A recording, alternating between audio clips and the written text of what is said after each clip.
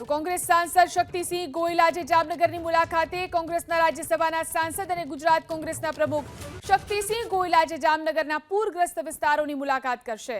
રાજ્યમાં ભારે વરસાદને કારણે અનેક જિલ્લામાં પૂરની સ્થિતિ સર્જાઈ છે, ત્યારે સ્થિતિનો તાગ મેળવવા ગુજરાત કોંગ્રેસના અધ્યક્ષ શક્તિસિંહ ગોહિલ આજે જામનગરની મુલાકાત લેશે, જે અલગ અલગ અસરગ્રસ્ત વિસ્તારમાં જઈ સ્થાનિકો સાથે પૂરને કારણે જે નુકસાની થઈ છે, પ્રશાસનની મદદ મળી છે કે નહીં તે અંગે વાતચીત કરશે।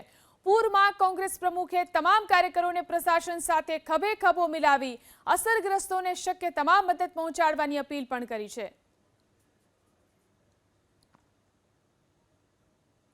તો જામનગરમાં જે રીતે પૂરની સ્થિતિ જોવા મળી રહી છે, અહીં પૂરગ્રસ્ત વિસ્તારોની શક્તિસિંહ મુલાકાત લેશે, સ્થાનિકો સાથે શક્તિસિંહ ગોહિલ સંવાદ કરશે।